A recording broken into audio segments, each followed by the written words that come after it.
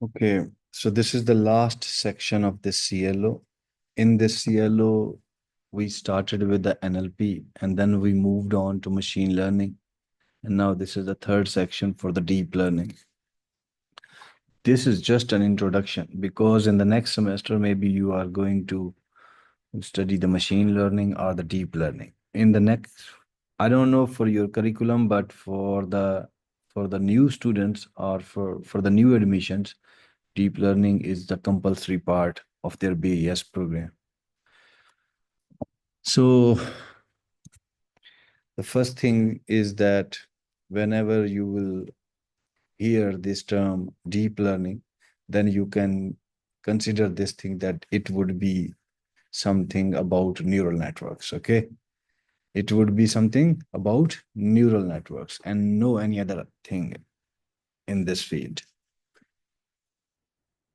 So people are doing work in this area of neural network and they are designing and building different variants or versions, you can say, of the neural network by introducing different hidden layers in it.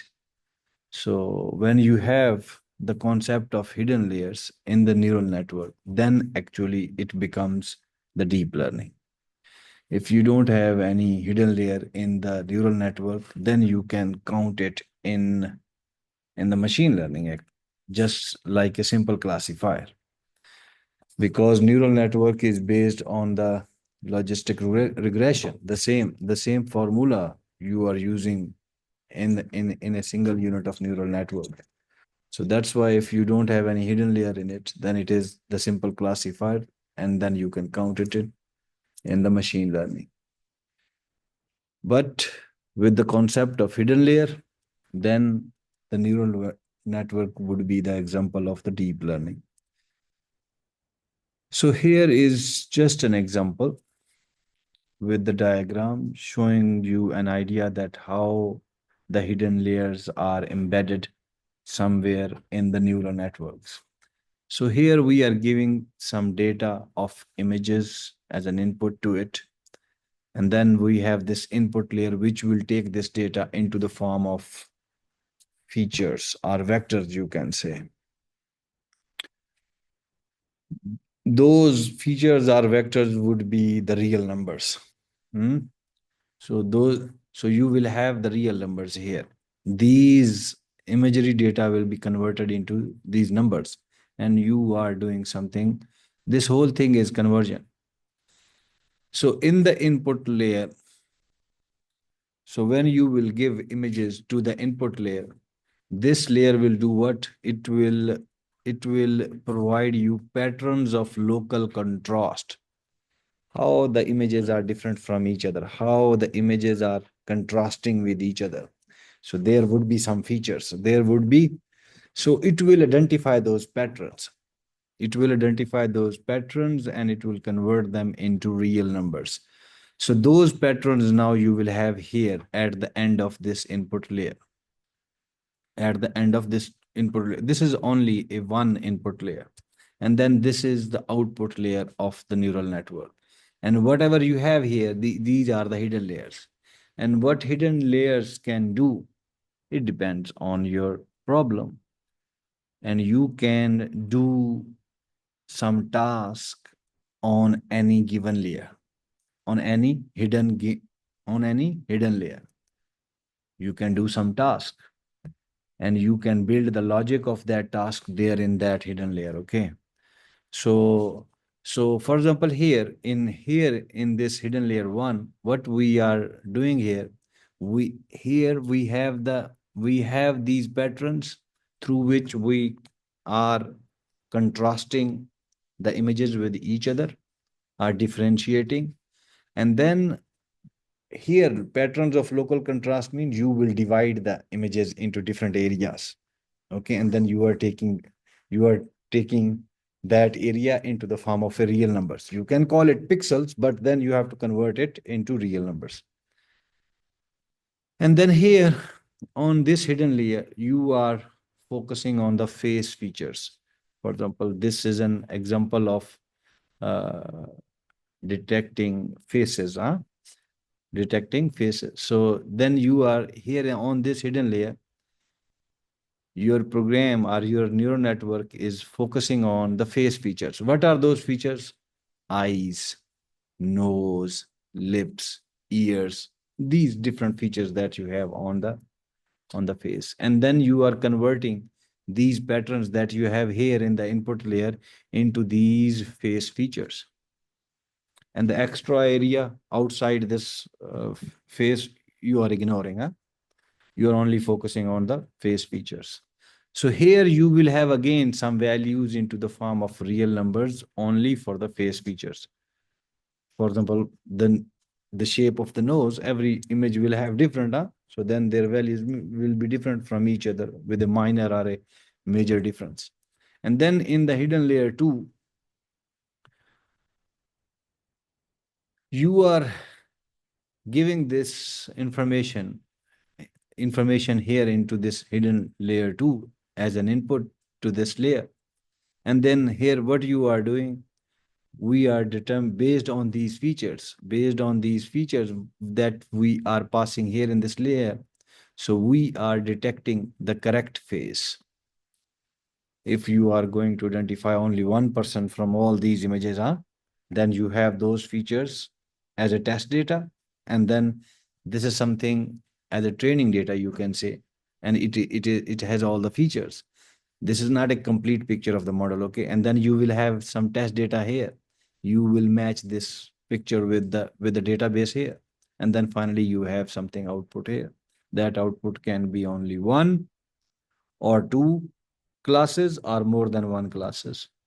So if you have only two classes, then you can use, you know that you can use Sigmoid. And if you have more than two classes, then you can use softmax.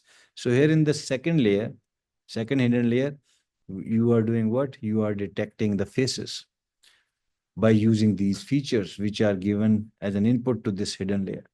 And when it will be detected, then you are just throwing it to the output layer, and then it will be displayed. And this output layer will contain some modules, okay? But here in this picture, it is not mentioned. So here in this example, you have only two hidden layers. So you can add more than two hidden layers in any model, okay? So you can introduce one hidden layer, two, three, four, and so on. It's up to you. Now, so now we are moving towards the definition of the neural network. It has different names in the literature. So although I tried to mention all those names here, so you will see neural network, one name. You will see another name, artificial neural network, or simply neural net. And you will see the abbreviation like ANN and NNN. So no doubt this neural network that we have in computer science, originally it was by looking at our human brain, actually, the structure and the function of the human brain, by taking the inspiration from this neural network was designed. And here, this is a simple picture of the neural network. And here you can see the input layer. This is the input layer. And then you have this output layer. This is input layer. This is output layer. And in between, we have only one hidden layer. And the idea is that each node, so each node is called neuron. Okay. So here, this circle is called neuron. This is also called neuron. This is all the circles that you have here are called neurons.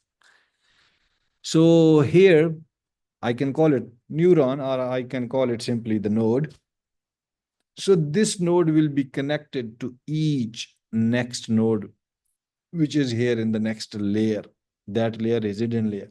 Simply this node is also connected to each. This node is also connected to each.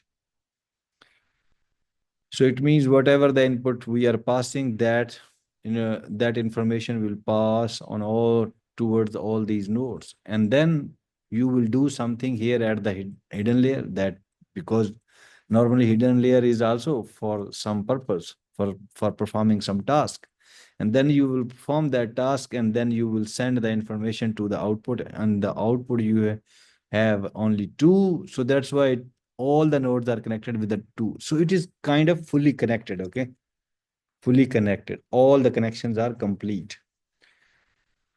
So then if all connections are complete, then you can say that this artificial neural network or a neural network is what? It is a interconnected group of nodes.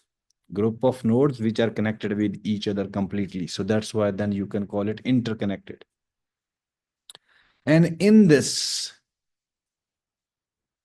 each artificial neuron or each node will do what? Each node, for example, here, if I am talking about this one, then each node will receive some signal from the previous node. Then it will process it, and then it will send this signal to the next, to the next, to the next nodes. And this signal, you can call it information, or you can call it this would be some value. That value would be some real number. So that's why in the previous example I said that when you will have the input here, that input would be, you can call it vector, feature, or whatever, that would be some real number, huh?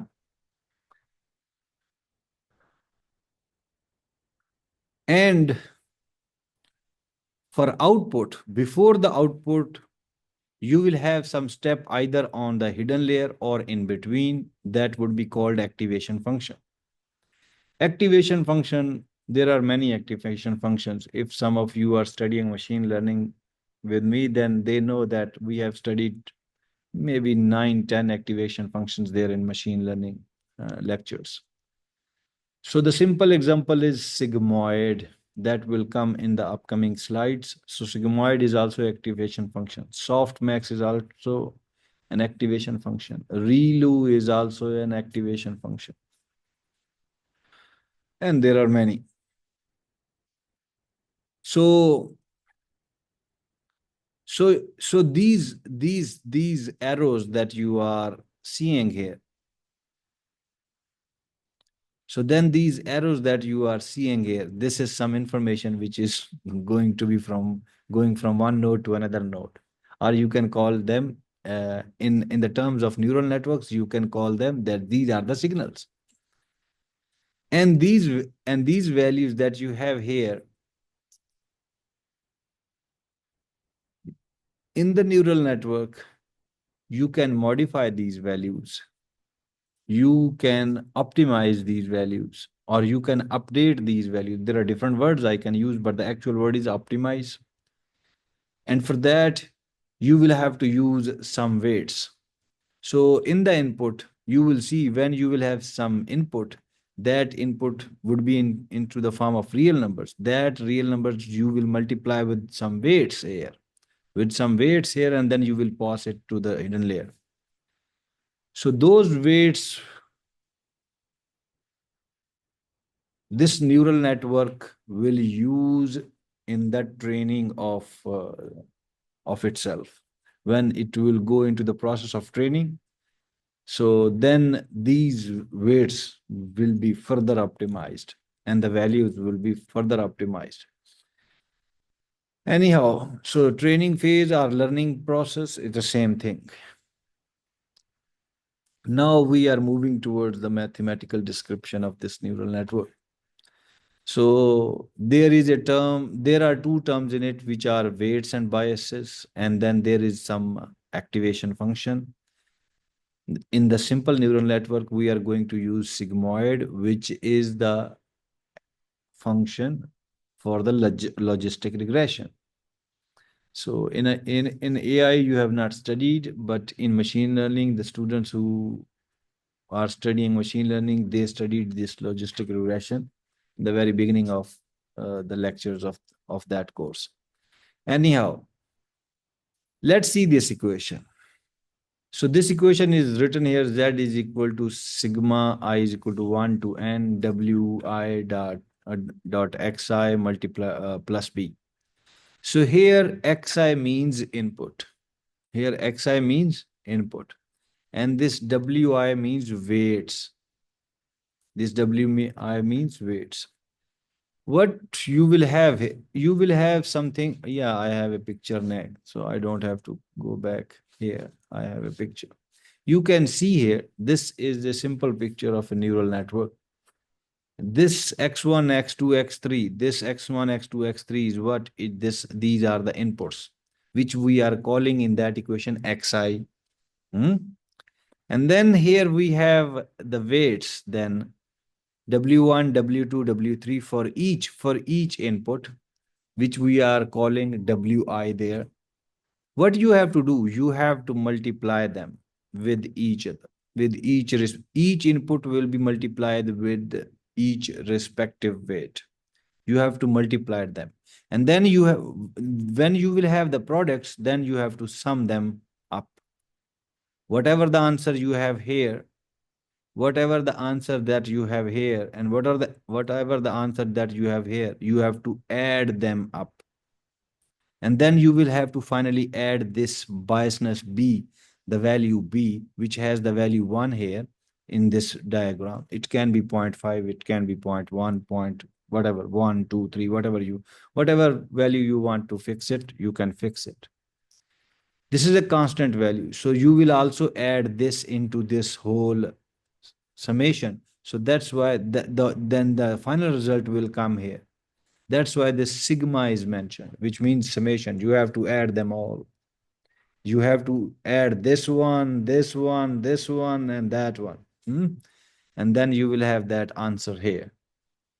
So if you will look here now, so what it is saying, so xi, sigma I is starting from 1 to n. You can put the value of I here. W1, x1, W2, x2, W3, x3, W4, x4. So you have to multiply them, multiply it first. And then you have products, which you have to sum them up due to the sigma symbol. And then you have to add what? Biasness into it. And when you will add this, then you will get what? Z. Then you will get Z. And to simplify this equation further, we are writing this a little bit complex formula into simply W dot X, which means this whole thing, okay? So generally this equation is Z is equal to W dot X plus B, so that you can easily memorize it. And that this W dot X means inputs and the weights. And then you have to add biasness into it. What you will do here, so this Z that you have here, you will apply this sigmoid function over it. This symbol is called sigmoid. This is the sigmoid function of the logistic regression. Logistic regression is a theory in statistics. So you will apply this sigmoid over this Z, whatever the value you have here in this Z variable, you will apply this sigmoid over it. And what you will get? You will get Y. And Y is what? Y is some value for the class that you are going to predict. Okay. And this Y, how you can compute it? By using this equation 1 over 1 plus E raised power minus Z. Minus Z. So let's see it now. So you have to keep this equation in your mind and this equation in your mind. And then, so going here again. So after then sigma, so I have what? I have, if I will remove all this drawing, so I have this Z, which is what? Sigma of Wi xi plus B. I have this. So after summation and after adding, I will get this Z according to that equation. And then this Z, we are passing toward this next step, which is the activation step. This is called activation step. But in this activation step, what you will do? You will perform the sigmoid on what? On this Z value. So you will perform this sigmoid over the Z, and then you will get final activation values. Because now activation function is over, and then you have these activation values. And here in this picture, so all that value are values that will go into this Y. That will go into this Y. So this is a simple neural network. So here the A and the Y is same, okay. But if it has many hidden layers, here we don't have too many hidden, we don't have any hidden layer here. So if you will have hidden layers in it, then it is possible that this A would be different. Would be different. Anyhow, now let's have a look on this. This is the curve. This curve that you are seeing in this chart, this is the curve for the sigmoid function. And you know what is sigmoid? This symbol is sigmoid. This symbol is sigmoid. So what this is doing, on one side you have the y, on other side you have the z. So z values can be positive and can be negative. And here we are showing some of them, not all. And then on the y value could be between 0 to 1 because it would be the probability value. So it would be between 0 and 1. So when you will have some value for the z, and when you will put that value here in this equation, and when you will apply this sigmoid over it, how I can do that? How you can apply the sigmoid? By using this equation, by using right hand side. Here 1 over 1 plus e raised power minus z, whatever the value of z, when you will put it here, when you evaluate this equation, you will get some value for the what? For the y. For the y. So now you can think that if the value of the z is 0, what value you will get through this equation for the y? You will get this value what? 0.5. And if you have value for the z, for example, 4, then what value through this equation you will get for the y? It would be almost, you can say, 0.99, huh? And similarly for others, and similarly for others. So when you will have these values, and then through this equation you will get the values for the y, and when you will draw all these points, you will have the curve like that, which is like an S, like an S. So this curve that you are seeing here is the curve for the sigmoid function for the simple neural network, okay, for the simple neural network. And whatever you have studied here, these are the some equations for the neural network that you have to compute. And this diagram that you are seeing here is the basic simple diagram of a neural network without any hidden layer. Without any hidden layer. Anyhow, we are moving next. Let's see this example. Here in this example, a weight vector is given to us. W is equal to, this is W1, this is W2, this is W3, and then the bias variable 0.5, that value is also given. And then the input vector is given. That's why I told you that the input, whatever you have as in on the input, vectors, features, okay. So anyhow, now you have a vector x, and that x will have x1, x2, x3. It is not mentioned, but by default, this is the meaning. So these values are given, and then the question can be calculate the value of y for this simple neural network, for this simple neural network, and you can calculate only if you know what are the equations of these of the neural network. You know z is equal to w dot x plus b, and y is equal to 1 over 1 plus e raised power minus z. So you are writing that equation here. Y is equal to sigmoid of z. This is z.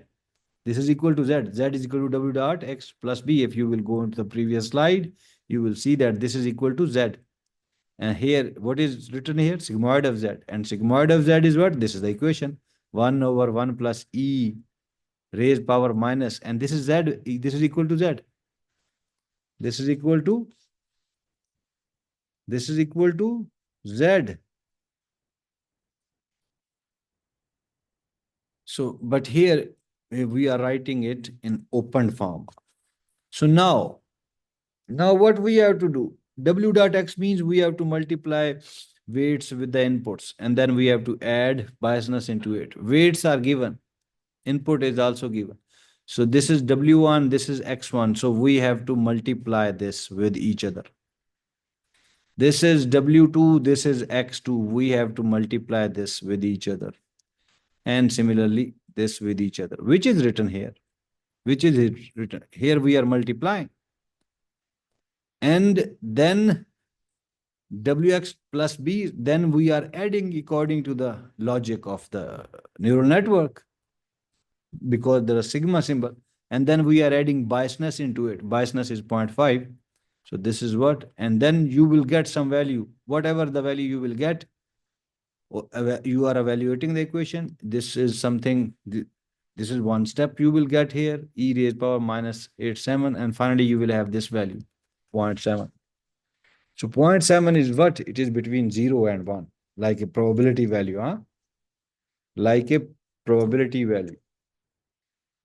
There is one step which is not mentioned here. Leave it, because we are not going into too much detail here. Here, I'm just giving you the introduction. Now you know what is neural network, simple neural network, but without hidden layer, huh? Without hidden layer, now you know what is that neural network, and if you have the hidden layer, the things can be complicated. And then if you have two classes only, class, for example, positive and negative, and then this probability value can give you, then there is the next step, and then in that next step, you can say that if the probability value will come greater than 0.5, then you will say this is class P. And if it would be less than 0.5 or 0.5, then you will say it is what? Class N. This is the only decision remaining, and then it is a classifier. Okay. Then it is a classifier. So, but this 0.7, if you are getting this value, it means that the class is what? P. The class is what? P. Anyhow, moving next. What are the types of deep learning networks?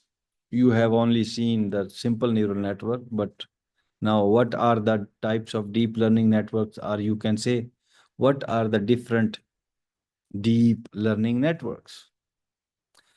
And here we are saying that feed forward neural network can be a type of deep learning neural network.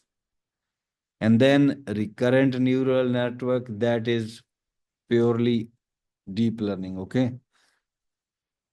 Convolutional neural network, CNN, purely deep learning network. Restricted Boltzmann machine, purely deep learning networks, because you have the hidden layers there, okay?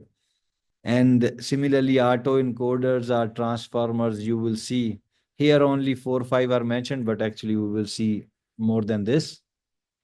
You will see GAN also, and you will see some other, yes, some transformer model also. So now whatever you are going to see now, everything, every model would be an example of deep learning. The first is feed forward neural network.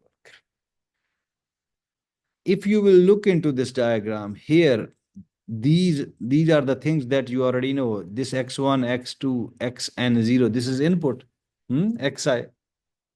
And then you will have some weights here. You will have some weights here, which is called W, mentioned with a variable W. W means that this W is a matrix that will contain W1, W2, W3, W, all values, okay? But we are mentioning it with one variable. We are not mentioning it here. But we are mentioning that this is, for example, we will have some weight matrix here. These weights will be multiplied with these inputs, huh? And then it would be two-dimensional. Okay, and then what? It would be two-dimensional. That's why it is not mentioned here. Otherwise, you have to mention a W1, W1, W1, W2, W3, W4, and then for X2 again, W, maybe, yeah, you have to mention like that. W11, first row, first column, W12,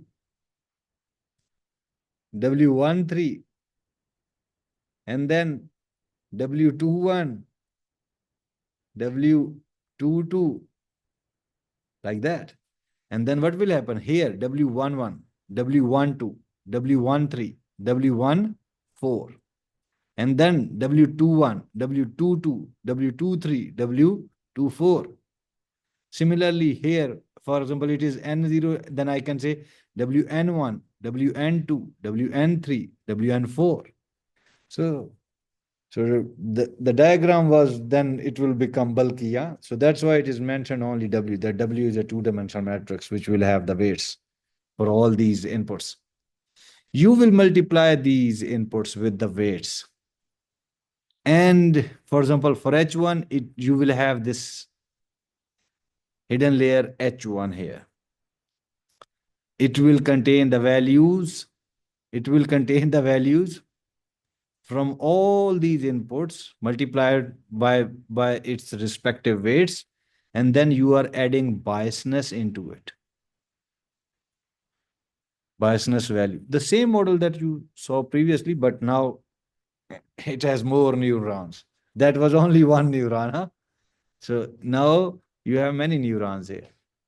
And then for example, here after multiplication, adding them up, adding bias into it, and now you have that value here for this heading layer, each one. Now after that, you will apply, the next step is what? When you will have something here, then you will apply some activation function. And here you will apply some activation function over this, whatever the values you have here at each one, you will apply some activation function over it. That activation function can be sigmoid, can be softmax, can be ReLU, or any other. And then the values will be modified. And those values, so we are mentioning those values you will get here at the Y1 for this H1. For H1, you will get at Y1. Similarly, for H2, you will get the values here. Similarly, and also on others. And this U is representing the activation function values. Okay. What active you will apply some activation. It can also be the weights. This is another logic. Okay. This is another logic. When you will apply some activation values here, then you will previously, if you have two-dimensional values coming here, then you will have two-dimensional values here again.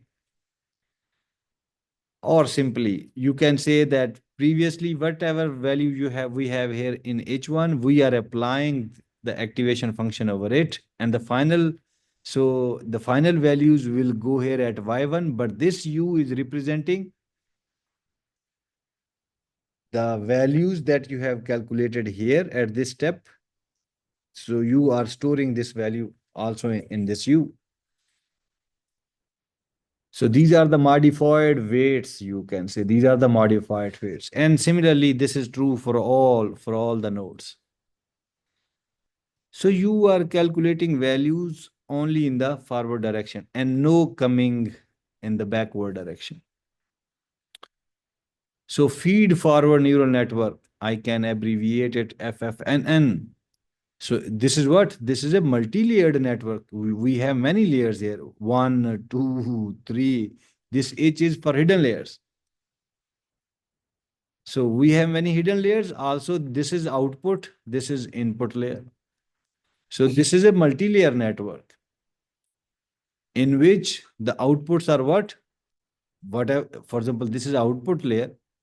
And in this output layer, these are called units.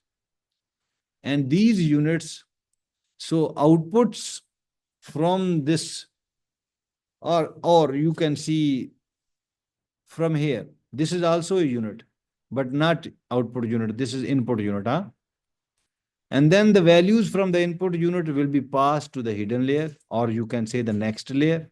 And from that, it will be passed to the next. And there is no passing back.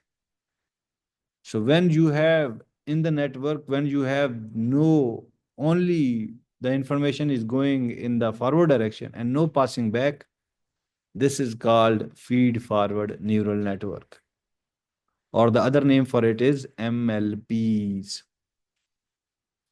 multi-layer perceptrons. So here you can see this is output layer, this is input layer, this is hidden layer. So this is what simple feed forward neural network has what input layer, hidden layer, and output layer, or unit you can call. Where you can apply these feed forward neural networks for data compress, pattern recognition, identifying something, as you have seen here on that picture, which we example that way, how we are detecting patterns from the images and then face features and then like that. Computer vision, sonar target recognition, speech recognition, handwritten character that you have written by yourself, and then you are taking a picture of it and then recognizing what you have written here.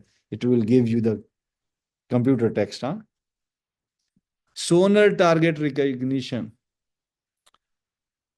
Normally, sonar is for the ships in the sea, huh? And that ships normally have those, you can say, sensors, huh?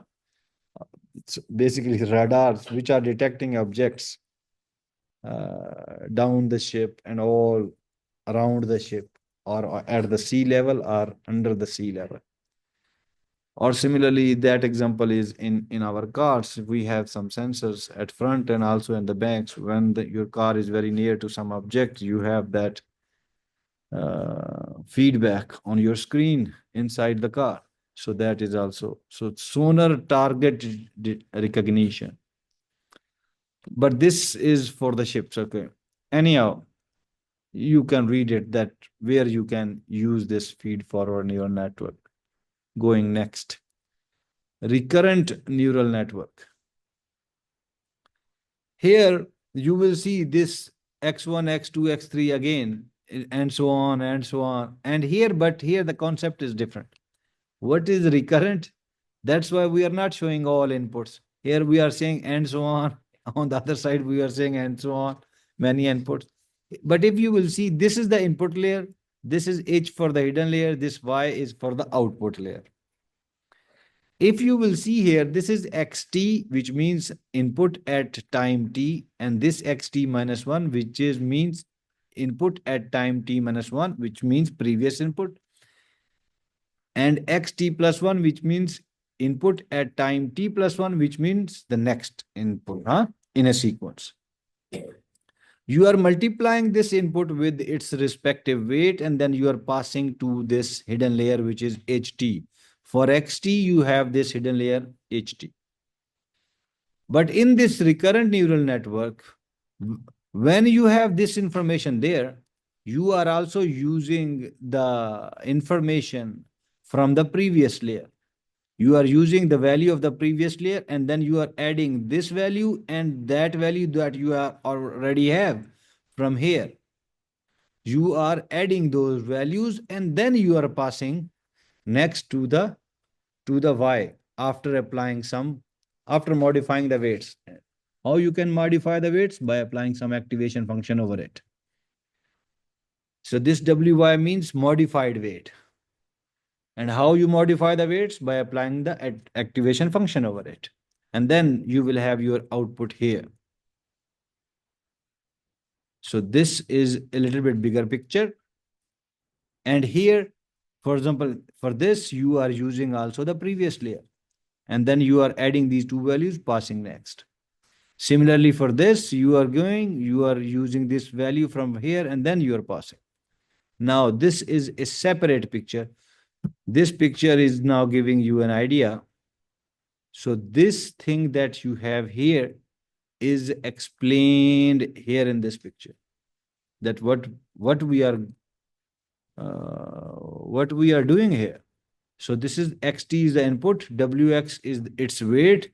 You will multiply them, and you will have that value, suppose here, and then you are using the previous layer. It's whatever its modified weights, that layer will come here, and then you will add these two values, and then you are applying tangent h here. Tangent h is the activation function, so representing this wy.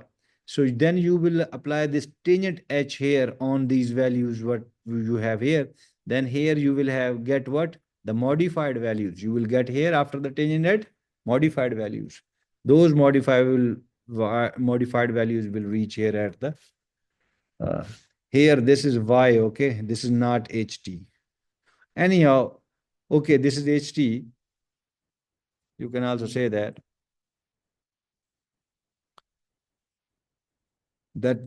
actually we are explaining this point, but not fully, because then you have the input. So this is yt. Okay.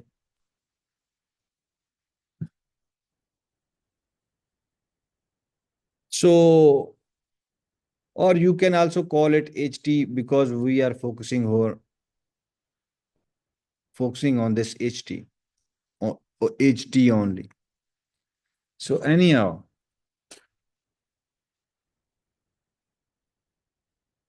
so when normally in discrete mathematics, what is uh, recurrence relation? Recurrence or recurrence relation is an equation in which we can compute the current value by using the previous value. Okay. By using the previous value. So here we are computing the current hidden layer by using the previous hidden layer. So that's why it is what? Recurrent neural network. It is what? Recurrent neural network. This whole story is mentioned here. And there are two types of this recurrent neural networks. One is a stacked RNNs and other is bidirectional RNNs. And where you can apply, okay, in machine translation, remote control, time series prediction. What is time series prediction? For example, weather. On this time, it is different on this time. So this weather prediction is a category of time series prediction. Speech recognition, synthesis, anomaly detection, rhythm, music, that is related to music, huh? Convolutional neural network, are simply called CNN. So CNN has three layers, mainly. Otherwise, there are different things in it. The mainly it has three layers: convolutional layer, pooling layer, and a fully connected layer. Convolutional layer will do what? It will multiply your input with the weight that you are w dot x, okay? W dot x. Convolutional layer will do what? It will do that operation of w dot x, which means multiplying two things together, inputs and weights. It will multiply parameters, input parameters and weights, which we are calling here filters. Okay. Which we are calling here filter. So filter is a weight. And these parameters, learnable parameters, is your inputs. You will multiply them. So you will perform that dot product here. That is another thing, that when you will perform this dot product here, your image will be slightly reduced. Okay. Normally, this CNN we used for images, graphics, kind of things. Okay. So, pooling layer. So, pooling layer also has two categories: maximum, average. But anyhow, pooling layer is used to reduce the size of the image. Reduced to reduced Used to reduce the size of the frame image, same thing. Okay. Normally in video you have frames mean one picture, one still picture, then the next. Anyhow, so pooling layer will do what? It will reduce the size of the image. I already said that CNN we normally use for images, graphics, etc., etc. So when you will use it for images, so that's why I am saying what the pooling layer will do. It will reduce the size of the images.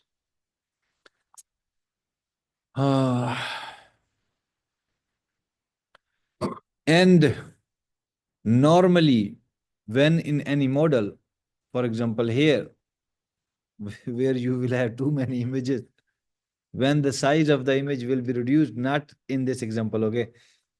You can take it as that example. So, but when the size of the image will be reduced, now your image is small, your computer don't have to do too much computation. So the computation power of your algorithm will be increased. So, so anyhow, so this is the benefit of the pooling layer in the CNN, and then fully connected layer, fully connected. The word is fully connected. Then you can see that it is something which will have all the connections. Huh? Each neuron is connected to each other neuron. Huh? So that is that this should be some layer. This should be, so here in this picture, if you will see here, this is the fully connected layer. And each cell is, you can call it neuron. Huh? So fully connected layer. So each cell is connected with the previous layer or the next layer. Here, not all the connections are displayed in this diagram, but when you will see this in detail in some other picture, you will see that you also have the fully connection layers with the preceding and the following layer. Preceding mean previous, and the next layer, it has fully connected or complete connections with all the neurons. Now, this is the picture for the CNN. If you will see here that some input is coming, and here you are applying this, this box is for the convolution, and the ReLU. ReLU is an activation function. So after that, you are applying some pooling, and when you are applying pooling, the box is reduced. So that is what the effect of that pooling. So this is layer one. And then here layers two is starting, and then you have again this convolution plus ReLU. This box is for the ReLU. And here you are applying pooling over it, and then you have this size reduced. This is hidden layer two here. It is not mentioned, but this is what convolution and pooling makes one hidden layer. So this is hidden layer two. And then if the size that you have is now easily manageable, now then in the CNN, we normally convert them into one-dimensional vector. One-dimensional vector is like a one-dimensional array. So that's why we are converting these real, it is a kind of a two-dimensional, it is a kind of a two-dimensional array we have here. And then we are converting that two-dimensional array into one-dimensional array, and we are calling it flatten. We are calling it flatten. So this is one-dimensional array. Normally in this CNN, we are calling it vector.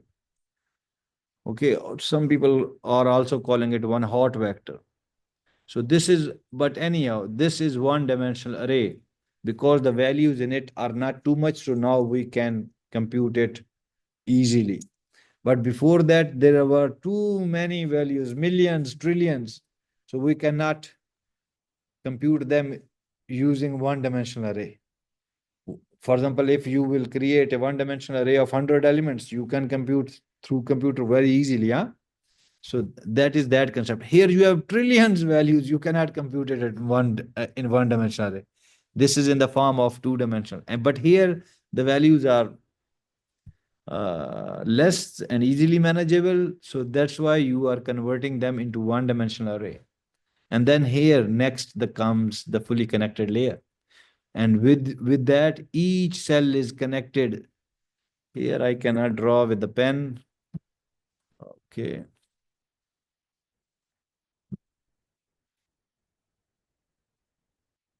Here each cell is connected with each cell. Okay. This is what, but here in the picture, that is not displayed in all complete connections are not displayed. Okay. In this picture.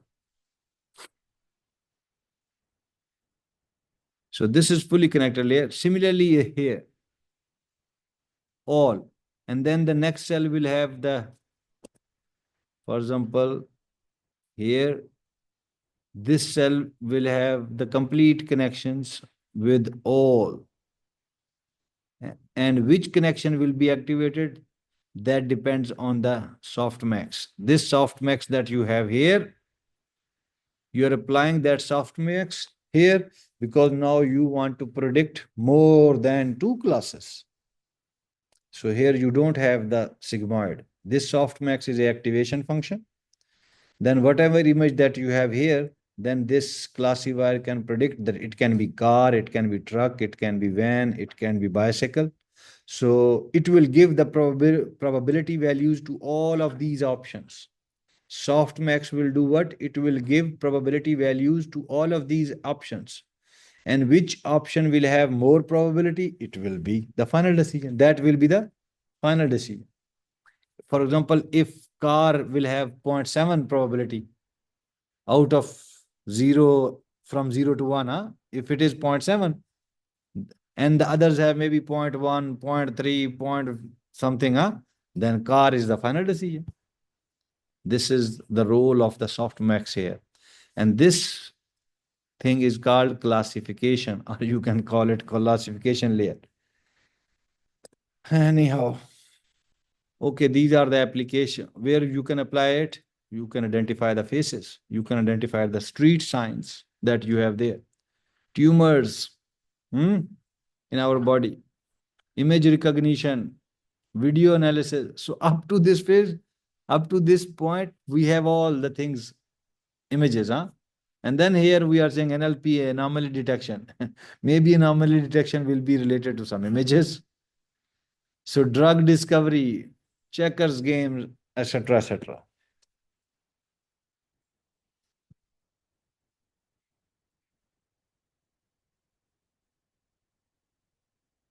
Deconvolution neural networks. So DNN. So DNN is the opposite of CNN. Not exactly opposite. It, you can say it is a combination of CNN and D and its opposite. Or you can say it is the reverse of CNN. Okay.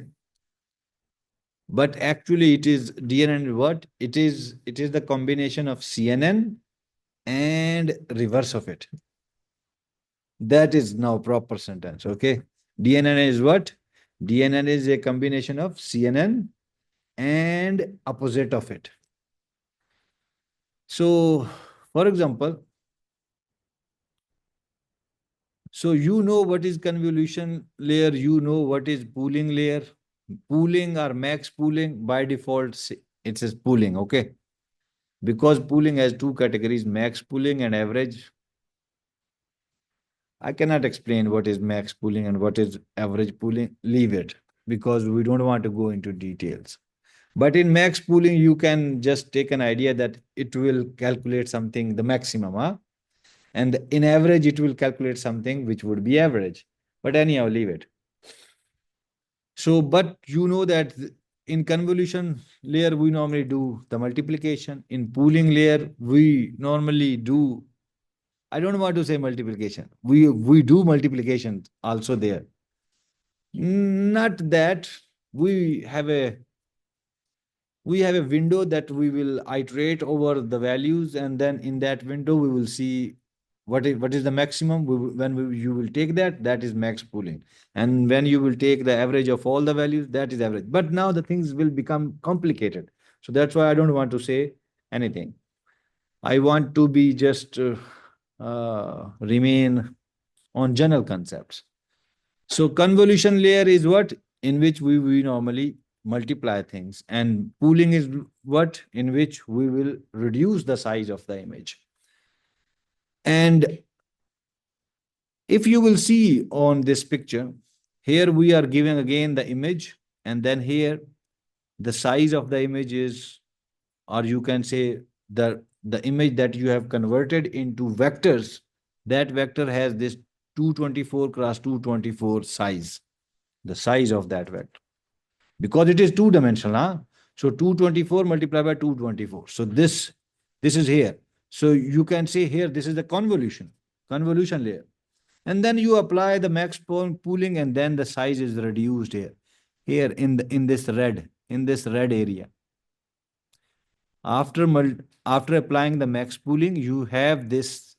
After applying the max pooling, now this is reduced. The size is reduced to half of it. And now these two again are again, now this is convolution layer. And in convolution layer, you will multiply the input with the weights. So that's why you can say you have these two shapes there. Otherwise, it. And then you are again applying max pooling. So it will reduce the size into half again.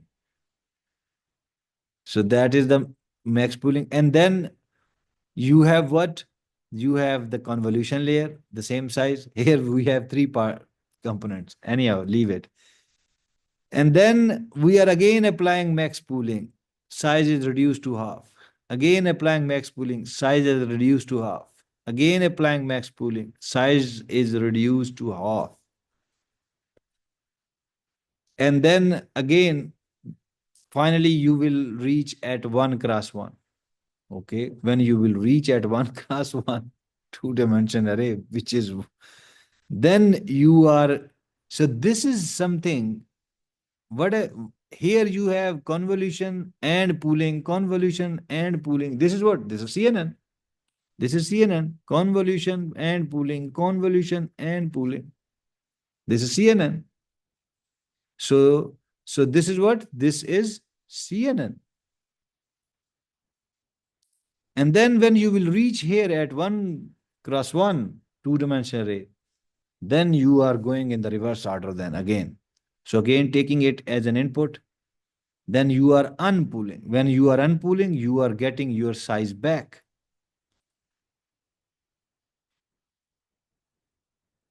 And from here, again, when here we have to write somewhere, when you are unpooling, this unpooling means the reverse of this pool. Whatever the pooling that you applied previously, reverse that, unpool that. So that's why we are getting now the next double size, next double size, next double size, and unpooling layer again. And you are getting the double size of the previous size. And finally, you are getting some image, maybe with maybe with the black and white, or maybe with the grayscale or whatever. This is the same, huh? Same, but it is black and white, or you can say, if it is mentioned with the white, then you can say it is black and white. But here, but here the max pooling through this, through this unpooling and the convolution, we are getting our original image back. But there is a difference between this max pooling and unpooling. Here in max pooling, you have the values which will be modified in training, okay? Which will be modified in training. But here in unpooling, whatever the values is, that will not be modified in training, okay? That will not be modified in training. So then what? So basically this part would be the part of training. This part would be the part of training in this DNN model. So the whole story which I stated is written here. You can see and read by yourself. Moving next to restricted Boltzmann machine. So this has two layers. Two layers. One is visible layer, which is this one, visible unit. Other is hidden layer or hidden unit. You can call it input, and hidden layer as learnable features. Why we are calling restricted? Why we are calling it restricted? Because each neuron in one layer is connected to the next neurons in the next layers, and not in with itself, and no neuron is connected with each other in the same layer. So this is the restriction. This is the restriction. Similarly, this each neuron here is connected to the each neuron here. Don't go with the direction of these arrows, okay? You can say the direction is also here also. You can come back. You can come back in this machine. You can come back in this machine. But you cannot go from here to here or here to here or something like in the same group. This is the restriction. Due to that, it is called restricted. And this machine has two phases. First phase is the simply feed forward pass, feed forward neural network, which is going always in the forward direction. And that is that direction from red to green. From red to green, from visible layer to hidden layer. That is that. And the second is what? Feed backward pass, which is what? From green to red in the backward direction. And in the feed forward pass, you will do what? Whatever your input is, you are multiplying it with the weights, and then you are adding bias into it, and then you are applying some activation function over it in the hidden layer. That is the normal process that you have in the neural network. But you are going in the forward direction only, so that's why it is feed forward. And then in the second phase, backtracking the input layer through the activated hidden neurons, which means you can come from these green nodes to the red node. This is what it means. You can backtrack to the input layer from this hidden layer. This is hidden layer. I can put some example, but leave it. Then the discussion will be lengthy, and I don't want. Anyhow, I want to say that if it is V1 or V2, and if it is, for example, 1, 2, 3, then I know that the value of the V1 can be 1, can be 2, can be 3 or 4.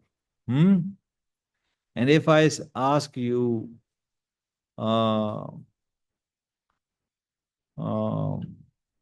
what is the value of V5? And if by going from V1, and then you can say, okay, I can go from here V1 to this green one, and then this can be the value of V5 because you can come back. So this can be the value of, this is one way to give that example of this backtracking. Anyhow, these are the applications. You can read it by yourself. I am going to the next. Generative Adversarial Network, GAN. This is the structure or the model of that graph. Here we are giving some input to the model. And this input this is called the generator. This is called the generator. And this is called the discriminator. Discriminator mean differentiator, who can differentiate. Generator mean which can generate something. So this is the input which is going into this generator. So we are giving some input into the form of maybe vectors or features to this generator. We are giving some features to this generator. And then this generator will do what? It will generate by taking those input, it will generate some fake images, or it can generate also fake videos. It depends on the input, what you are asking for, okay? That generator will do what? It will generate some fake image or some fake video by using that input features that you have given. And that fake image or fake video would be here, as you can see here, generated fake samples, this is generated fake samples. Now in this model, you have also real images or real videos here. You are keeping it in the model, the real video or real sample. That is also connected with this discriminator. And now this fake will come here into this discriminator. And now this discriminator will identify that this fake, it has the original also. It will identify that this fake is real or really fake. Because this generator can generate something, the real video. If you will give real input, you will have the real something. So, but anyhow, now it is judging. Now this discriminator is differentiating that this sample, fake sample which was created, it is real or not. You have heard the uh, topic of or the title of deep fake videos, huh? That is that model. That is that model. Deep fake videos or deep fake images. So that is that model. So now this discriminator is differentiating between videos or the images that it is real or fake. And if now this is the question, whatever the D is, the discriminator, whatever the answer you are getting from this D, so is that answer is correct? For example, if it is saying it is fake, then it is also based on, if you have remembered the reinforcement learning on reward and penalty. Huh? When the agent will do right thing, you will give them a reward. And when it will perform some bad thing, you will give them punishment through some penalty. So now, if the D is correct, now punishment or reward, you will update it in the discriminator and also to the generator. So again, generative adversarial networks. What generative means generation, adversarial means competitive. Two things are competing with each other. In AI, you have a chapter adversarial searches, games, huh? Adversarial is competitive. Two things are competing with each other. So generative adversarial network. So again, these models can do what? They can generate entirely new synthetic data, fabricated data, synthetic data. I don't know, Masnui is Arabic word or not, I don't know. Okay. Artificial something like that. Huh? Al-Istanai. Huh? But we have word Masnui. Yeah, Masnui. So anyhow, so it will, this GAN model will do what? It will generate this artificial data, so which we are calling it synthetic data. And then this model has two components, generator, discriminator, explained here. I have given you already the details. So these are the applications in which you can use it, predicting the next frame in the video, text to image generation, image to image translation, denoising the image, removing noisy data from the image, etc., etc. Now the last model, transformer neural network. There are many other model, but we are going to stop it, okay? So transformer neural network. This is the latest one, which is popular still in current days. And this is the picture of it, or this is the model of it. So transformer neural network, RTNN. This model is for the machine translation, okay? This model that you are looking here, this is for the machine translation. So that's why it has two components. One is this and other is this whole. This is for the machine translation. So that's why you have two components. Normally, when you are not performing machine translation, if you are doing some other, then mostly you only need this part, the left portion. The left part is called encoder, and this right part is called decoder. This is called decoder, and this is called encoder. Transformer models normally have two components, encoders and decoders. If you are going to do the machine translation, for example, from Arabic to English or English to Arabic, then you have one sentence in English and then you have its translation in Arabic also. You will keep in your data. For example, I am calling it E for English, and this is for the Arabic, A. And then that sentence of E that will go here. Inputs, it input embedding. So this is the first component of this model, input embedding. It will do what? It will convert the sentence. It will separate, or not separate, actually.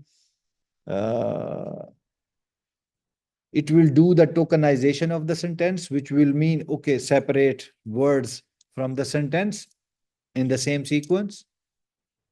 It will match with the dictionary, and whatever the position in the dictionary, it will keep that position there. Also, this positional encoding is what? Or you can say it will see the words in a sentence here, input embedding. Again, it will see the words of the sentence and then it will convert those words into numbers.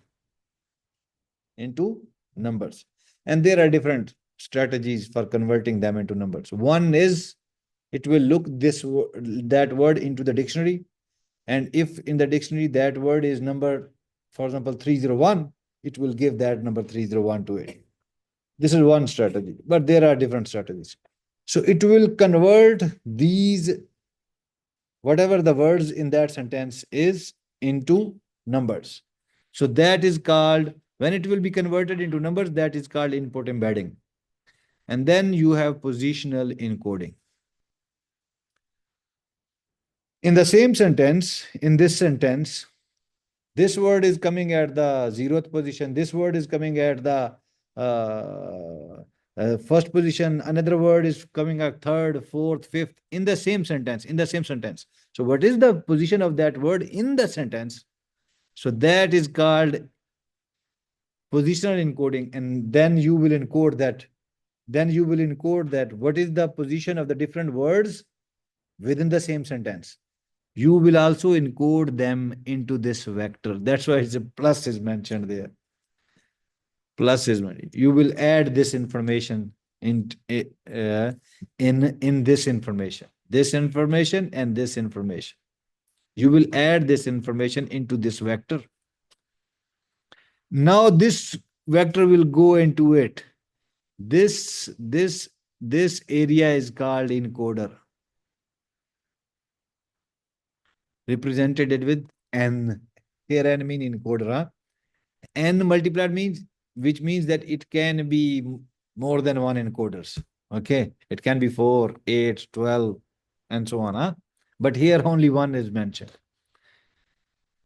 So that vector will go into it. And here we have the multi-head attention. Multi-head attention layer. What this you actually, due to this multi-head attention, this is called encoder. This is called encoder. Due to this multi-head attention, it is called encoder. There is an article on it. Attention, all you need. This is the title of the article. This model that you have, ChatGPT, DeepSeek, whatever it is, they are using this model. They are using this model. But anyhow, let's see this. Multi-head attention. What this multi-head attention? I can explain some other two things that you need that thing and that thing, but I don't want to go into that detail. I am just telling you that what this layer will do. Now you have this sentence. Multi-head attention will see that, okay, if this is the word in that sentence, what is the relation with the previous words? What is the relation of this word with the previous words and also with the next words within the same sentence? It will calculate this contextual relationship. It will calculate for each word in the sentence. For this given input sentence, it will calculate this contextual relationship of each word with other words. With other word. It will calculate it and it will keep that information, or you keep that information. This information which is going here, it will update that information through some mechanism, okay? Through some mechanism into it. And now the information, whatever you have from here, now up to this point, this information is modified. This information is modified. This add and norm is the part of this multi-head attention. I can explain them, but through this add and norm, it will do that operation, okay? But now this information is modified, and then this information is going next to the feed forward. That feed forward is your feed forward network, which will always give the information to the next layer. But what is the purpose of this feed forward neural network here? The purpose, whatever the information or signal which is coming here up to this point, it will convert this information into a format which would be acceptable to the next encoders or the decoders. This information is going into it, and now it will convert that information into a format which will be acceptable to the next decoder or the next encoder or the next encoders. That is what it is mentioned here. It will transform the vectors into acceptable vectors format for decoders or encoders. Now, so now after converting it, this information is now here, for example. We can give this information to this decoder. This is the block for the decoder.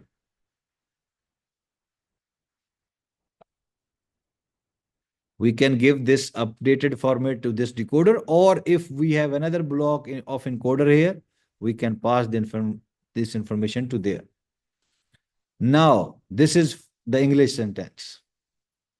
What will happen now?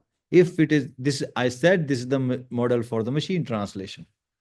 And then Arabic text, whatever the Arabic text sentence is, you will create the embedding of that Arabic sentence similarly like you have created here.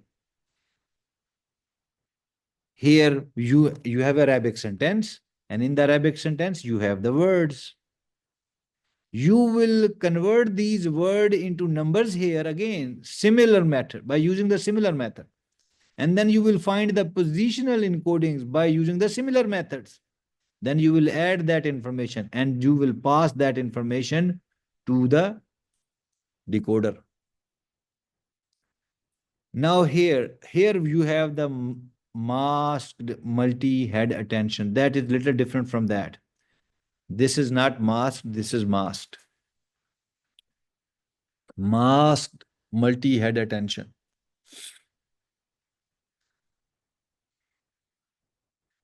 Here, masked multi-head attention. It will do what? It will hide something. It will hide something for the next real predicted output word, so that at first it will predict the next word using itself. What it means? It means that this component For example, you have the English sentence encoding of information of the English sentence is coming here now in the decoder. It has been reached here. For English, we have to predict the translated sentence in Arabic. What is this model? For English, we have to predict the Arabic sentence through this decoder. And this sentence is available here. But this masked multi-head attention will do what? It has this sentence, Arabic sentence already here, which is reached here, but it will hide that sentence for a moment. It will hide this sentence for a moment, and it will allow the model, the decoder, it will allow the decoder to predict the sentence for this English sentence into the form of Arabic by itself. This is the actually translated sentence for that English, but it will hide for one step. It will hide it. It will do what? It will stop it. It will not give this translation to this English sentence. It will not give. It will hide for one step. So that the decoder will do what? So that the decoder will predict the translation of this English sentence by itself, by using its own information. When when this decoder will predict that translated sentence, then this masked multi-head will release this sentence to it, and then the values will be updated.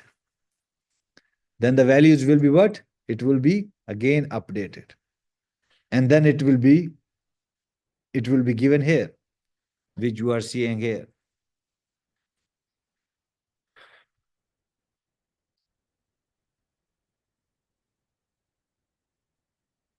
So when these two, for example, when this English sentence and this sentence will be passed here, it will be mapped with each other, matched with each other. It will be matched with each other.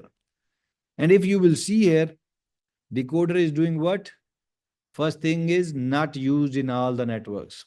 That's why I said that this decoder, this model that you are seeing here, it is for the machine translation only, not for everything. The chat GPT is only generating the text. Maybe, I don't know, I have not tested it yet. Because it is multilingual, maybe you will give a sentence in English and you can ask it, give me the translation of that. It will provide you. If it is providing you, then you can understand that the decoder is also the part of ChatGPT. But if it is not providing you, then it means that it is only encoder. Encoder is for the generation, text generation. So we know that what is the function of the decoder. We know that the output sentence, for example, Arabic sentence, will go into this decoder list, and then first it will come into the masked multi-head attention. In this attention, what it will do? It will hide the information which will be next predicted. It will be hide at for a moment. Why? At first it will predict the next, so that it will allow it to predict the next words itself, because the translation is word by word, so that's why it is written here word itself. But finally you will have the sentence MHA, and that is multi-head attention. The resulting attention vectors from the previous layer means they from this layer, and the vectors from the encoder layer means this information which is coming from here and the here. So we'll pass to this MHA layer, and this block will do what? It will map them. It will compare them, or it will map them. The word map is proper here, because if you have a function, you will give some value to the function, and that function normally gives you output. And if you, for example, if you are giving x to the function and the function is giving you the value z, then you will, how you will write f of x is equal to z. And then you can say that this function is mapping x to z. And then here you are say, you can say that this multi-head attention is mapping English sentence to Arabic sentence. And then FFN, that is the same thing. This FFN, this will do what? It will convert the information into a format which is acceptable for the next linear, whatever it is, linear array or whatever. And here that information will be converted or modified into this dimension which you want here. It is linear actually. Linear vector, one-dimensional vector, okay? You will convert all the information here into a one-dimensional vector. So that's why it is called a linear vector. And then when you will have linear vector, then you are applying softmax, which you normally use for classification. This softmax function will calculate the probability values. Those values for the different things will be displayed here in the output. Or you will have the probabilities values here finally. This is what the softmax probability calculating linear. It will expand the dimension into number of words in the output. Deep learning applications, okay, self-driving cars, voice-controlled assistants, example Siri, automatic image caption generation. You will give the image to this model, and that model will give you the title of that image by looking at the different things in the image. It will give you the caption for that. Machine translation, chatbots that you are using, composing, music, NLP, etc., etc. Chat GPT, you can write it here, okay? This is the text of the book, so that's why. This is the old text, so that's why the chat GPT is not mentioned here. So chat GPT, DeepSeek, all other things, OpenAI, whatever, all these things is this model. Limitations, okay. Limitations of deep learning is it learns only through observation, huh? When you train it, it will see the values and then it will learn. It has the biasness issues. Too much data is needed to train a model. And it normally model takes time in training. So you can read it by yourself, huh? And this is the end. First, I will stop the recording and then we will talk.